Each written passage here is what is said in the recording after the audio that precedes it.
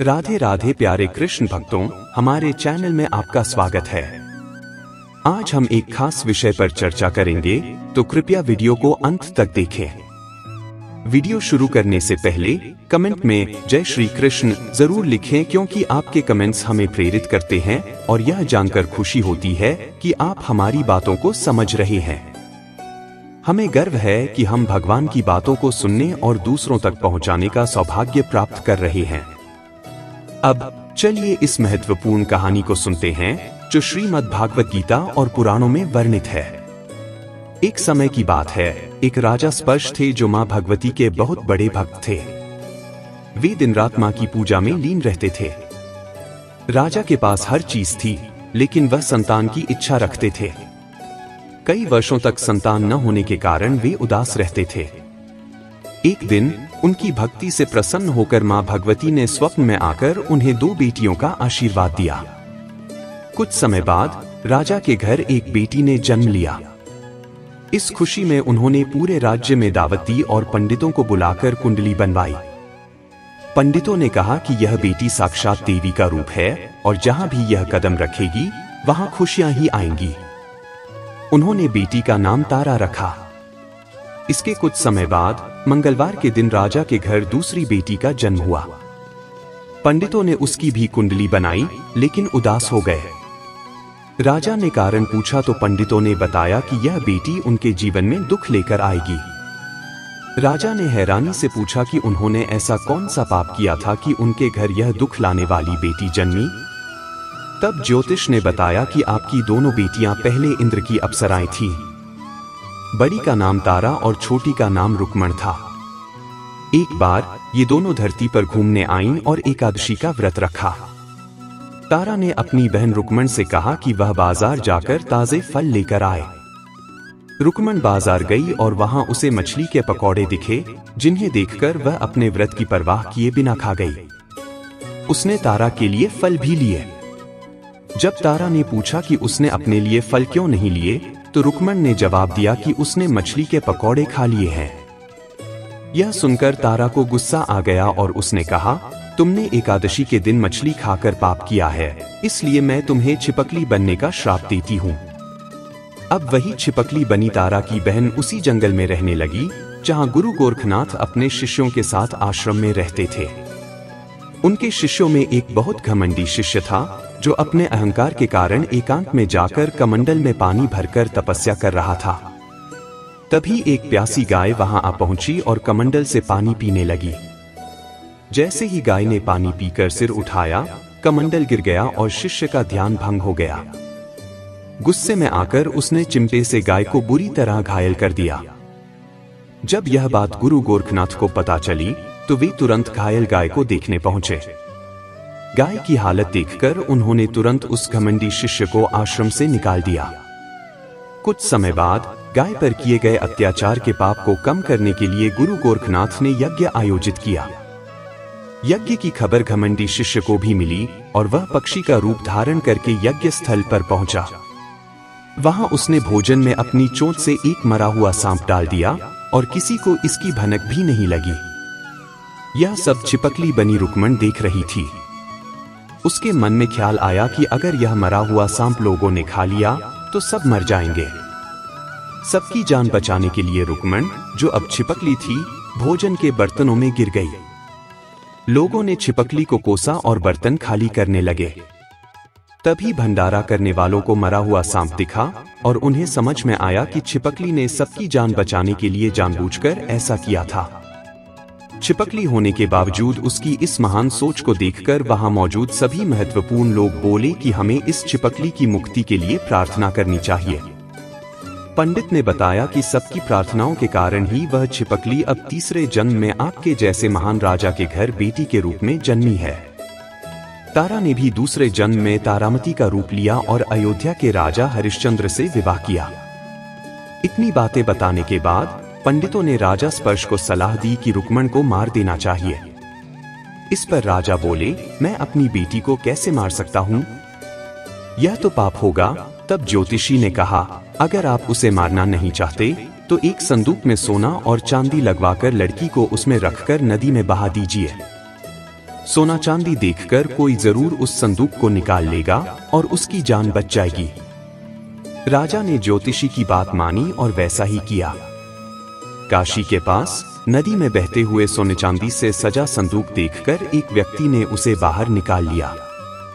उसके अपने कोई बच्चे नहीं थे, इसलिए उसने संदूक में रखी लड़की की परवरिश करने का निश्चय किया। उसे और उसकी पत्नी ने बहुत प्यार से पाला और उसका नाम रखा रुको। जब वह बड़ी हो गई तो उन्होंने उसकी शादी करवा दी। रुको की सौतेली मां तारामती राजा हरिश्चंद्र के महल में सफाई का काम किया करती थी। कुछ समय बाद जब रुको की सौतेली मां बीमार हो गईं, तो रुको ने उनकी जगह पर काम करना शुरू कर दिया। तारामती ने उसे देखा और पूर्व जन्म के पुण्य के कारण उसे पहचान लिया। उसने कहा, तुम मेरे पास आकर बैठ जाओ। रुको ने कहा, मैं तो भंगन हूं, इसलिए आपके पास नहीं बैठ सकती। तब तारामती ने बताया, तुम पूर्व जन्म में मेरी बहन थी। तुमने एकादशी के दिन मछली खाई थी, इसलिए मैंने तुम्हें दंड देते हुए छिपकली बना दिया। अब तुम्हें फिर से मानव जन्म मिला है, तो इस जन्म में मां वैष्णो की पूजा करके पुण्य अर्जित करो। मां की पूजा से तुम्हारी सभी इच्छाएं पूरी होंगी। तारामती की बात सुनकर रुको ने मां वैष्णो से एक पुत्र की प्रार्थना की और कहा, अगर मेरी यह इच्छा पूरी होती है तो मैं अपने घर में मां वैष्णो देवी का पूजा और जागरण कराऊंगी। मां वैष्णो देवी ने उसकी प्रार्थना सुन ली और उसे पुत्र की प्राप्ति हुई। लेकिन पुत्र की देखभाल और लाड प्यार में रुको मां वैष्णो देवी की पूजा करना भूल गई। इसी बीच 5 साल बीत गए और एक दिन उसके बच्चे को चेचक हो गई। बच्चे की ऐसी स्थिति देखकर चिंतित रुको ने अपनी पूर्व जन्म की बहन तारामती के पास जाकर अपनी समस्या बताई। तब तारामती ने पूछा, क्या तुमने मां वैष्णो देवी की पूजा में कोई गलती की है? रुको को याद आया कि उसने मां वैष्णो देवी का जागरण कराने का प्रण लिया था। यह सोचकर उसे बहुत पछतावा हुआ और उसने मन में कहा कि बच्चे के ठीक होते ही वह अपने घर में जागरण कराएगी। अगले ही दिन उसका बेटा पूरी तरह से ठीक हो जाता है। तब रुको ने माता रानी के मंदिर जाकर पुजारियों से कहा कि वह मंगलवार को अपने घर में जागरण कराना चाहती है। पुजारियों ने कहा, तुम यहाँ 5 रुपए दे दो, हम तुम्हारे लिए मंदिर में ही जागरण कर देंगे। रुको ने जवाब दिया, मुझे पता है कि मैं चमारिन हूँ, लेकिन आप मेरे घर आकर ही जागरण करवा दीजिए। माँ किसी प्रकार का भेदभाव नहीं करती, तो आपको भी नहीं करना चाहिए। इस पर पंडितों ने विचार करके कहा, अगर रानी आपके जागरण में आती हैं, तो हम आपके घर आकर जागरण करने के लिए तैयार हैं। रुको ने यह सुनकर अपनी बहन रानी तारामती को सारी बातें बताई।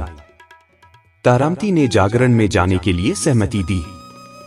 जब रुको पंडित जी के पास जाकर यह बताने गई, तो उनके बीच की बातचीत को सेन नामक एक नाई सुन लेता है। वह जाकर राजा हरिश्चंद्र को सारी बातें बता देता है। राजा के मन में आया कि रानी को नीची जाति वालों के घर जागरण में नहीं जाना चाहिए। इसी कारण राजा अपनी उंगली काट लेते हैं ताकि उन्हें नींद न आए और रानी जागरण में जा सके। जब जागरण का समय आता है तो रानी मन ही मन मां वैष्णो देवी से प्रार्थना करती है कि राजा को नींद आ जाए ताकि वह जागरण में जा सके। रानी की प्रार्थना के थोड़ी ही देर बाद राजा को नींद आ जाती है। फिर रानी तारामती रोशनदान में रस्सी बांधकर महल से बाहर निकलकर रुको के घर की ओर चल पड़ती है। इस जल्दबाजी में रानी का रेशमी रुमाल और एक पाव का कंगन रास्ते में गिर जाता है। कुछ समय बाद राजा हरिश्चंद्र की नींद टूट जाती है। जब वह रानी को अपने पास नहीं पाते तो उसकी खोज में निकल पड़ते हैं। तलाश करते हुए उन्हें रानी का रुमाल और कंगन मिलता है। रानी की चीजें लेकर राजा जागरण स्थल पर पहुंचते हैं और एक कोने में चुपचाप बैठकर जागरण सुनने लगते हैं। मां वैष्णो देवी के जयकारों के साथ जागरण समाप्त होता है और सभी को प्रसाद वितरित किया जाता है। रानी अपने हिस्से का प्रसाद अपनी झोली में रख लेती है। जब लोग पूछते हैं कि वह प्रसाद क्यों नहीं खा रही हैं, तो रानी बताती हैं कि वह प्रसाद राजा के लिए था। फिर वह कहती हैं, अब आप मुझे प्रसाद दीजिए। रानी सभी के सामने अपने लिए प्रसाद लेकर उसे खा लेती है। रानी के प्रसाद खाने पर जागरण में उपस्थित सभी भक्त भी प्रसाद लेते हैं। इसके बाद रानी महल की ओर चल देती है। तभी रास्ते में राजा उन्हें रोककर पूछते हैं, तुमने नीच जाति के घर प्रसाद खाकर खुद को अपवित्र कर लिया है। क्या तुमने मेरे लिए भी प्रसाद रखा है? अब तुम मुझे भी अपवित्र करना चाहती हो। अब मैं तुम्हें अपने महल नहीं ले जा सकता। यह कहते हुए जब राजा रानी की झोली में झांकते हैं तो उन्हें प्रसाद की जगह गुलाब, चंपा के अनेक फूल और कच्चा चावल व सुपारी मिलती है। यह देखकर राजा आश्चर्यचकित हो जाते हैं और चुपचाप रानी को लेकर महल पहुंच जाते हैं। वहां रानी बिना माचिस के ही माता रानी के सामने दीप जलाकर राजा हरिश्चंद्र को और हैरान कर देती है। फिर रानी कहती हैं, माता के दर्शन के लिए बहुत बड़ा त्याग करना पड़ता है। इसके लिए तुम्हें अपने बेटे रोहिताश्व की बलि देनी होगी, तभी मां दुर्गा तुम्हें साक्षात दर्शन देंगी। यह सुनकर राजा के मन में मां के दर्शन की इच्छा जागृत होती है, जिसके लिए वह अपने पुत्र की बलि दे देते हैं। बलि देने के बाद मां दुर्गा शेर पर सवार होकर प्रकट होती है। राजा हरिश्चंद्र को यह देखकर इमेंस खुशी हुई कि मां दुर्गा ने तुरंत उनके बेटे को फिर से जीवित कर दिया। इस अद्भुत चमत्कार को देखकर राजा बहुत खुश हो गए। राजा ने मां की विधि पूर्वक पूजा की और उनसे अपनी गलतियों की क्षमा मांगी। मां दुर्गा ने भी राजा को सुखी रहने का आशीर्वाद दिया और फिर अंतर्ध्यान हो गई। इसके बाद राजा ने रानी तारा से कहा, मैं बहुत खुश हूं कि मुझे आप जैसी पत्नी मिली है। फिर राजा हरिश्चंद्र, रानी तारा और रुक्मण तीनों ने अपनी मनुष्य योनि से मुक्त होकर देवलोक की ओर प्रस्थान किया। इस कहानी से हमें यह शिक्षा मिलती है कि रानी तारा की व्रत कथा जीवन में श्रेष्ठ कर्म करने की प्रेरणा देती है। बुरे कर्मों के परिणाम इंसान को अवश्य भुगतने पड़ते हैं। एक बार एक राजा अपने मंत्री के साथ रथ में बैठकर अपने राज्य का दौरा करने निकलते हैं। यात्रा के दौरान राजा की नजर एक दुकान पर पड़ती है और वह दुकान के पास रुक जाते हैं। दुकानदार को देखकर राजा मंत्री से कहते हैं, मुझे ऐसा लगता है कि मुझे इस दुकानदार को कल ही फांसी की सजा सुना देनी चाहिए। मुझे नहीं पता क्यों, लेकिन इसे देखकर मुझे इसे मृत्युदंड देने की इच्छा हो रही है। यह कहकर राजा वहां से अकेले चले जाते हैं और मंत्री उनसे इस विषय में कुछ पूछ नहीं पाते। अगले दिन मंत्री अपना रूप बदलकर दुकानदार के पास एक सामान्य मनुष्य के रूप में जाते हैं। वह दुकानदार चंदन की लाठियां बेचता था। मंत्री उससे बात करते हैं और उसके काम और हालचाल पूछते हैं। दुकानदार कहता है, क्या बताऊं भाई, मेरा हाल बहुत बुरा है। लोग मेरी दुकान पर आकर मेरी चंदन की लाठियों को सूंघते हैं और बहुत प्रशंसा करते हैं, लेकिन कोई खरीदता नहीं। मैं तो बस यही इंतजार कर रहा हूं कि कब हमारे राजा की मृत्यु हो जाए, ताकि उनके अंतिम संस्कार के लिए मेरी चंदन की लाठियां बिक सके। दुकानदार की बात सुनकर मंत्री को सब समझ में आ गया कि आखिर क्यों राजा के मन में इस दुकानदार के प्रति नकारात्मक भाव थे। मंत्री ने दुकानदार से कुछ चंदन की लाठियां खरीद ली। लाठियों की बिक्री से दुकानदार भी खुश हुआ और मंत्री को लाठियां दे दी। जब मंत्री राजा के पास पहुंचे तो उन्होंने कहा, आप जिस दुकानदार को मृत्युदंड देने का सोच रहे थे, उसने आपके लिए भेंट स्वरूप चंदन की लाठियां भेजी हैं। यह सुनकर राजा बहुत खुश हुए और सोचने लगे कि बेवजह उन्होंने उस दुकानदार के बारे में बुरा सोचा था। राजा ने मंत्री से चंदन की लाठियां लेकर उन्हें सूंघा, जिससे एक अत्यंत सुगंधित अरोमा महसूस हुआ। राजा दुकानदार की लाठियों से खुश होकर उसके लिए कुछ सोने के सिक्के भेजते हैं। अगले दिन मंत्री दुकानदार के पास जाकर कहते हैं, ये सिक्के राजा की ओर से तुम्हें भेंट में दिए गए हैं। दुकानदार को सोने के सिक्के मिलकर खुशी होती है और वह सोचता है कि वह कितना गलत था जब उसने राजा की मृत्यु के बारे में सोचा था। राजा तो कितने दयालु हैं। हमारी भावनाएं और विचार ही हमारे कर्म होते हैं। अगर हम किसी के बारे में बुरा सोचते हैं तो हमें भी उसका बुरा फल भोगना पड़ता है।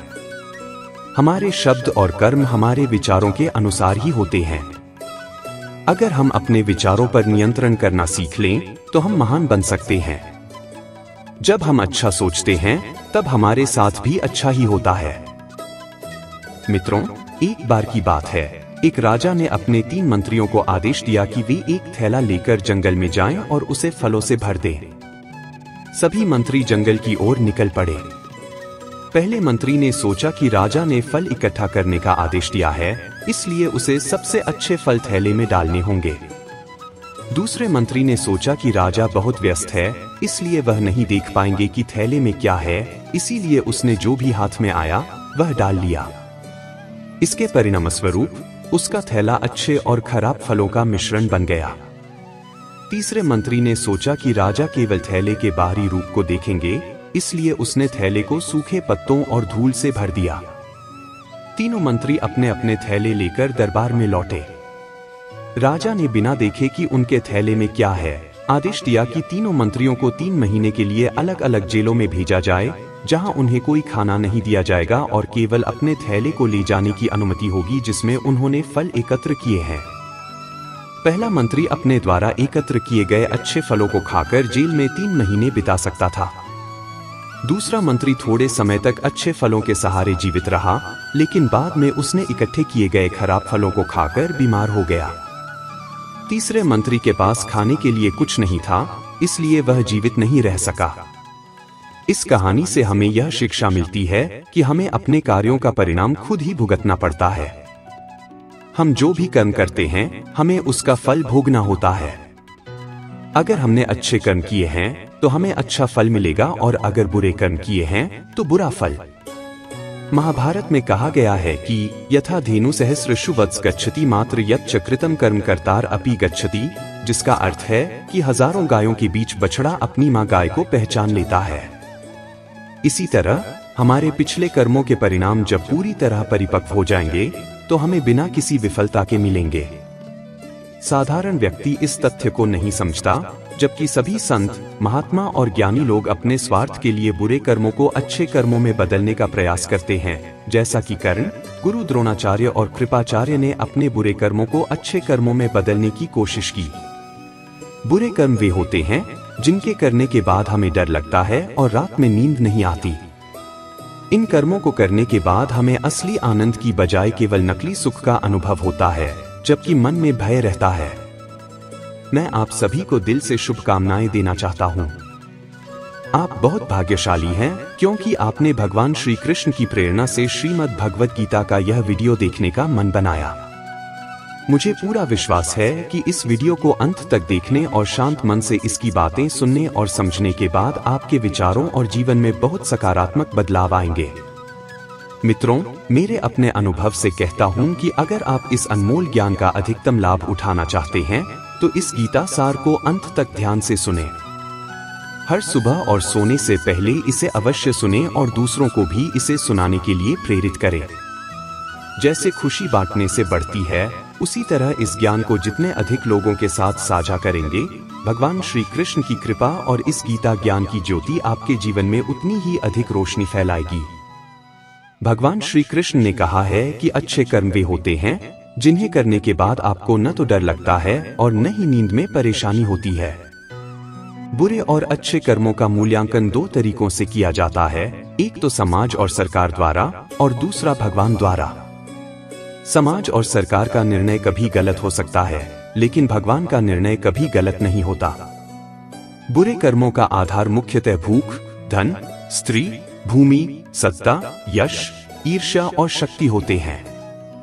इन चीजों की प्राप्ति के लिए मनुष्य बुरे और अच्छे कर्म करता है। यदि आप भूख के मारे हैं तो पेट भरने के लिए आपको बुरे या अच्छे कर्म करने होंगे। अगर आपने किसी का भोजन छीन कर खा लिया तो यह बुरा कर्म होगा जो आपकी आत्मा स्वीकार नहीं करेगी, और यह बुरा कर्म आपके मन में संचित हो जाएगा। जब आप बुरे कर्म करके धन कमाते हैं, जैसे किसी का अपहरण करना, चोरी करना, रिश्वत लेना या डकैती करना, तो यह धन बुरे कर्मों की श्रेणी में आ जाएगा। ऐसा धन आपकी आत्मा को डराएगा और आप हमेशा भयभीत रहेंगे।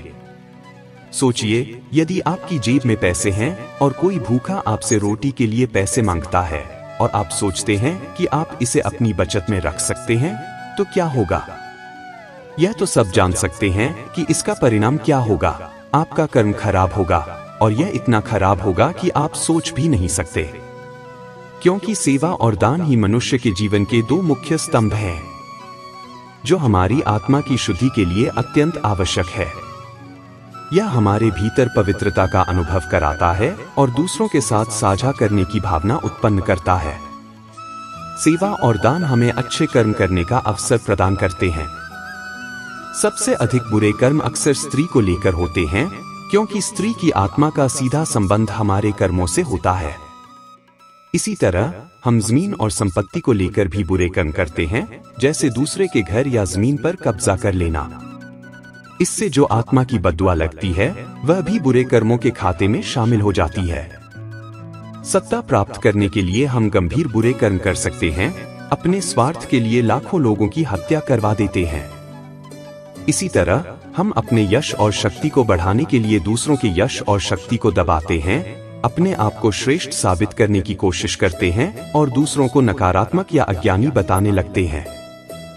एक दूसरे के ज्ञान पर ईर्ष्या में अंधे होकर कटाक्ष करते हैं। यह सभी कार्य गंभीर और घृणित बुरे कर्मों की श्रेणी में आते हैं। बुरे और अच्छे कर्मों का निर्धारण करने के लिए महीने में एक बार ध्यान, योग या साधना करते समय अपनी मृत्यु की कल्पना करें। जब आपको लगेगा कि आप मर रहे हैं और आपकी जान निकल रही है, उस समय आपके महीने भर के सभी अच्छे और बुरे कर्म आपके पास आ जाएंगे और आपके चारों ओर घेरा बना लेंगे। वे आपको चिल्लाकर बताएंगे कि आपने इस महीने में कौन कौन से बुरे कर्म किए हैं और इस डर के कारण आप भयभीत हो जाएंगे। वहीं आपके सभी अच्छे कर्म भी आपके चारों ओर होंगे, आपको कहेंगे कि आप खुशी से मरें, आपने दुनिया के लिए अच्छे कर्म किए हैं, जिससे आपको स्वर्ग मिलेगा और आप शांति से मृत्यु को प्राप्त करेंगे। जब भय के कारण मृत्यु होती है तो आत्मा का मार्ग बुरे रास्ते से होता है, और जब खुशी के साथ मृत्यु होती है तो आत्मा का मार्ग अच्छे रास्ते से होता है। जब कोई व्यक्ति दूसरे को मूर्ख कहता है तो बहस होती है, लेकिन जब एक पिता अपने पुत्र को मूर्ख कहता है तो कोई बुरा नहीं मानता। यही कारण है कि मन ही प्रधान होता है। यदि आप बुरे मन से बोलते हैं या कुछ करते हैं तो दुख आपको पीछे पीछे चलता है, जैसे बैल के पीछे गाड़ी का चक्का। वहीं यदि आप निर्मल मन से बोलते या करते हैं तो शांति भी आपके पीछे चलती है, जैसे व्यक्ति के पीछे उसकी छाया। हर व्यक्ति का कर्म ही उसके सुख और दुख का कारण होता है। अच्छे कर्म सुख लाते हैं, जबकि बुरे कर्म दुख देते हैं। एक बार की बात है, एक गांव में संत महाराज का प्रवचन चल रहा था। इसी दौरान सभा के एक कोने से आवाज आई। एक विधवा अपने गोद में एक बच्चे को उठाए आई और संत महाराज के चरणों में बालक को रखकर बोली, महात्मा जी, मौत का दुख क्या होता है? मेरा एकमात्र लाल मुझसे दूर चला गया।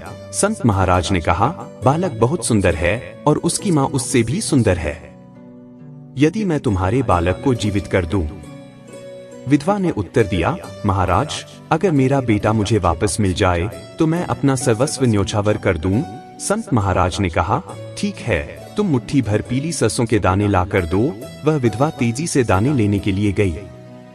संत महाराज ने कहा, मां, यह पीली सरसों के दाने ऐसे घर से लाना जहां कभी कोई मृत्यु न हुई हो। महात्मा की बात सुनकर विधवा जल्दी से गई। एक घर के दरवाजे पर जाकर भीख मांगने लगी। गृहपति ने पूछा, क्या चाहिए? विधवा ने कहा, केवल मुट्ठी भर पीली सरसों के दाने।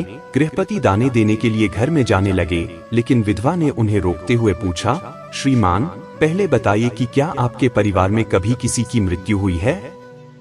उसे ऐसा घर नहीं मिला जहां कभी कोई मृत्यु न हुई हो। सब प्राणी अपने कर्मों का फल भोगते हैं। मेरी आंखें खुल गई हैं। यह सब मेरे कर्मों का ही फल होगा। कहा जाता है कि व्यक्ति के कर्म कभी उसका पीछा नहीं छोड़ते। हमारे वर्तमान जीवन में जो कुछ भी अच्छा या बुरा घटित होता है, उसके पीछे कहीं न कहीं हमारे पूर्व जन्म के कर्म जुड़े होते हैं। पूर्व जन्म के कर्मों के आधार पर ही आपका भाग्य निर्धारित होता है। यदि आपके पिछले कर्मों में पाप का प्रतिशत अधिक होगा तो आपका आज का जीवन भी कठिन होगा और आपको दुर्भाग्य का सामना करना पड़ेगा। लेकिन परमेश्वर ने कर्म करने की शक्ति मनुष्य को हर जन्म में दी है। यदि आप इस जन्म में भी अच्छे और पुण्यदायी कर्म करते हैं तो आप अपने पूर्व जन्म के पापों का अंत कर सकते हैं और अपने दुर्भाग्य को सौभाग्य में बदल सकते हैं। ऐसे कर्मों के बारे में सोचें जो आपके पूर्व जन्म के पापों को कम करने में मददगार साबित हो सकते हैं। बस इन्हें करते समय आपकी मंशा पूरी तरह शुद्ध होनी चाहिए। जब भी सत्य और दान की चर्चा होती है, राजा हरिश्चंद्र का नाम लेना स्वाभाविक है। सच बोलने और दान देने के लिए उनकी मिसाल आज भी दी जाती है, इसलिए उन्हें सत्यवादी और दानवीर राजा कहा जाता है। वे ऐसे दानी थे जो यदि सपने में भी किसी को दान देते हुए देखते तो उसे पूरा जरूर करते थे। राजा हरिश्चंद्र ने सत्य के मार्ग पर चलने के लिए अपने राजपाट से लेकर पत्नी तारामती और पुत्र रोहिताश का भी त्याग कर दिया। हालांकि अपनी सत्यवादी और दानवीर छवि के कारण राजा हरिश्चंद्र काफी लोकप्रिय थे, लेकिन उनका पारिवारिक जीवन अत्यंत दुखी रहा। राजा हरिश्चंद्र के त्याग और सत्यवादी की कहानी के बारे में बताया जाता है कि एक बार उन्होंने सपने में महर्षि विश्वामित्र को अपना सारा राज्य दान में देते हुए देखा, लेकिन जब वे सुबह जागे तो सपने को भूल गए। महर्षि विश्वामित्र महल में आए और राजा हरिश्चंद्र को उनका सपना याद दिलाया। इसके बाद राजा ने खुशी खुशी अपना राज्य उन्हें दान कर दिया। लेकिन दान के बाद जब दक्षिणा देने की बात आई तो राजा ने कहा, मैंने पहले ही सब कुछ दान कर दिया, अब दक्षिणा के लिए धन कहां से लाऊं? बहुत विचार करने के बाद राजा हरिश्चंद्र ने खुद को बेचने का फैसला किया और काशी की ओर चल पड़े। इधर रानी तारामती और पुत्र रोहिताश को एक व्यक्ति ने खरीद लिया, वहीं राजा हरिश्चंद्र को एक श्मशान के स्वामी ने खरीद लिया। हरिश्चंद्र की पत्नी उस व्यक्ति के घर पर बर्तन मांजने और चूल्हा का काम करने लगी, जबकि कभी सिंहासन पर बैठने वाले राजा हरिश्चंद्र श्मशान का काम करने लगे। एक दिन राजा के पुत्र रोहिताश्व को सांप ने डंस लिया, जिससे उसकी मृत्यु हो गई। लेकिन तारामती के पास कफन तक के पैसे नहीं थे। तारामती भारी मन से अपने बेटे के शव को गोद में उठाकर श्मशान पहुंची। लेकिन जैसे ही वह वहां पहुंची, हरिश्चंद्र ने उनसे श्मशान का कर मांगा, क्योंकि श्मशान में कर लेना नियम था और हरिश्चंद्र अपने मालिक की आज्ञा का पालन कर रहे थे। हरिश्चंद्र ने अपनी पत्नी से कहा, श्मशान का कर तो देना ही पड़ेगा। यदि तुम्हारे पास कर देने के लिए धन नहीं है तो अपनी साड़ी का एक टुकड़ा फाड़कर दे दो, मैं उसे कर के रूप में स्वीकार कर लूंगा। लाचार तारामती ने जैसे ही अपनी साड़ी फाड़ने का प्रयास किया, तभी तेज गर्जना के साथ महर्षि विश्वामित्र प्रकट हो गए। महर्षि बोले, हे राजा, तुम धन्य हो। यह सब तुम्हारी परीक्षा थी और तुमने सिद्ध कर दिया कि तुम सबसे श्रेष्ठ, सत्यवादी और धार्मिक हो। उसी क्षण उनका पुत्र रोहिताश्व जीवित हो गया और राजा को उनका पूरा राज्य भी लौटा दिया गया। महर्षि विश्वामित्र ने कहा, संसार में जब भी धर्म, दान और सत्य की चर्चा होगी, राजा हरिश्चंद्र का नाम सदैव आदर और सम्मान के साथ सबसे पहले लिया जाएगा। यह बात तो आपको पता ही होगी कि अच्छे लोगों की परीक्षाएं अक्सर ली जाती हैं। उन्हें प्रतिकूल और दुखदायी परिस्थितियों से गुजरना पड़ता है, यह जानने के लिए कि वे सच में कितने सच्चे और अच्छे हैं। जो सच में श्रेष्ठ होते हैं, वे ज्ञानवान होते हैं और सुख दुख के बंधनों से मुक्त रहते हैं। जीवन में ज्ञान एक प्रकाश की तरह होता है और अज्ञान अंधकार के समान। प्रकाश में हम सब कुछ साफ साफ देख पाते हैं, लेकिन अज्ञानता हमें अंधकार में रखती है। यह देखना महत्वपूर्ण है कि क्या हम ज्ञान की रोशनी में जी रहे हैं या अभी भी हमारे भीतर अज्ञान का अंधकार बाकी है। इसलिए परमात्मा अच्छे लोगों की परीक्षाएं लेते हैं। जो सच्चे भक्त होते हैं, उन्हें संसार में समस्याएं जरूर मिलती हैं, लेकिन जो केवल सांसारिक चीजों में डूबे होते हैं, उन्हें परमात्मा का अर्थ समझने में समय लगता है। प्रपंच, माया और परमार्थ, परम सत्य, दो अलग चीजें हैं। यह गहरे रहस्यों का विषय है जो गुरु कृपा से अंतर्मुखी साधना के जरिए प्राप्त होते हैं। जब हम अपने भीतर झांकते हैं, तब हमें यह समझ में आता है कि परमात्मा क्यों हमारी परीक्षाएं ले रहे थे या ले रहे हैं। परमात्मा की तरफ से हमें ऐसी परिस्थितियां इसलिए दी जाती हैं ताकि हम संसार से निर्लिप्त रहें और दुख से मुक्त हो सके। इस संसार में जो भी होता है वह हमारे कल्याण के लिए होता है। परमात्मा हमेशा अच्छे लोगों के जीवन से व्यर्थ चीजें हटाने में लगे रहते हैं और उन्हें अपने करीब खींचने का प्रयास करते रहते हैं। परमात्मा अच्छे लोगों के जीवन में ऐसी परिस्थितियां बनाते हैं जिससे वे हर समय उन्हें याद करें, और यही उनकी भलाई में है। हम सभी जानते हैं कि मां कुंती ने परमात्मा से दुख मांगे थे, क्योंकि मुश्किलें ही हैं जो हमें परमात्मा की याद दिलाती है। सुख और अनुकूलता में अधिकतर लोग परमात्मा को भूल जाते हैं, लेकिन कठिनाइयों के समय ही हम उन्हें सच्चे दिल से पुकारते हैं। परमात्मा भी यही चाहते हैं कि हम उन्हें पुकारें, उन्हें हर पल याद रखें। आखिरकार वह भी एक पिता हैं और हमें अपने से अलग नहीं करना चाहते। वे हमेशा हमारे साथ जुड़े रहना चाहते हैं, लेकिन जब तक हमें भौतिक सुख प्रिय हैं, तब तक हम उनसे नहीं मिल सकते। कुछ लोग दावा करते हैं कि वे परमात्मा के भक्त हैं। ऐसे में परमात्मा देखते हैं कि क्या यह सचमुच मेरा भक्त है, क्या यह मुझसे सच्चा प्रेम करता है, या अभी भी इसके मन में माया और भौतिकता की चाह बाकी है। जब तक परीक्षा नहीं होगी, तब तक यह कैसे पता चलेगा कि कोई सच्चा भक्त है या नहीं। कठिनाइयां और परीक्षाएं मनुष्य के लिए औषधि की तरह होती हैं, जो उन्हें मोह और भ्रम से जगाने का काम करती हैं। दुख और कठिनाइयां मनुष्य के विकास में मददगार साबित होती हैं और अच्छे लोगों को परमात्मा और अच्छा और विकसित बनाना चाहते हैं। यह एक गहरा रहस्य है जिसे सिर्फ वही समझ सकते हैं जिनकी परीक्षा ली जाती है। परमात्मा उन्हें प्रेम करते हैं और उनके कल्याण की दिशा में काम करते हैं। अच्छे लोग संसार में मेहमान की तरह होते हैं। वे किसी से ज्यादा जुड़ते नहीं, और यदि जुड़ भी जाते हैं तो परमात्मा की इच्छा से उनके संबंधों को तोड़ दिया जाता है। उन्हें ऐसी परिस्थितियों में डाल दिया जाता है जहां से वे संसार से अलग हो जाते हैं, क्योंकि उनके लिए यहां कुछ भी स्थायी नहीं है। जो सच में अच्छे हैं, परमात्मा उनसे प्रेम करते हैं और उनके और परमात्मा के बीच में किसी अन्य चीज को आने नहीं देते। यदि आप सच में अच्छे और सच्चे हैं, तो परमात्मा के प्रिय होंगे। आपके और परमात्मा के बीच जो भी बाधा बनेगी, वह हटा दी जाएगी, चाहे वह कोई भी हो। आत्मज्ञान या परमात्मा का साक्षात्कार प्राप्त करने के मार्ग में सुख दुख, अनुकूलता और प्रतिकूलता सिर्फ बाहरी परतें हैं। सच में जो लोग अच्छे और आध्यात्मिक होते हैं, उनकी भीतरी अवस्था को समझने के लिए उनकी परीक्षाएं जरूरी है। राजा हरिश्चंद्र अयोध्या के प्रसिद्ध सूर्यवंशी राजा थे, जिनके कुल में भगवान श्री राम का जन्म हुआ था। उनके सत्य और धर्म पर अडिग रहने के कारण प्राण जाए पर वचन न जाए का सिद्धांत रघुकुल की परंपरा बना। एक बार वशिष्ठ, विश्वामित्र और अन्य देवताओं की सभा में चर्चा हो रही थी कि पृथ्वी पर सबसे सत्यनिष्ठ और दानवीर राजा कौन है। तब गुरु वशिष्ठ ने राजा हरिश्चंद्र का नाम लिया और बताया कि उनके सत्य के तेज के आगे सूर्य का प्रकाश भी फीका है। विश्वामित्र को यह सुनकर संदेह हुआ और उन्होंने सोचा कि ऐसा कैसे हो सकता है कि कोई व्यक्ति अपने सत्य और धर्म से डिग ही न सके। उन्होंने तय किया कि वे राजा हरिश्चंद्र की कठोर परीक्षा लेंगे। विश्वामित्र, जो पहले एक क्षत्रिय राजा थे और बाद में तपस्या करके ऋषि बने थे, ने मन में संकल्प लिया कि वह राजा हरिश्चंद्र को सत्य से विचलित करके दिखाएंगे। योगमाया के प्रभाव से विश्वामित्र एक तपस्वी ब्राह्मण का रूप धारण करके राजा हरिश्चंद्र से जंगल में मिले। राजा ने उन्हें प्रणाम किया और कहा, हे ब्राह्मण देव, मैं राजा हरिश्चंद्र हूं। आप मुझसे क्या सेवा चाहते हैं?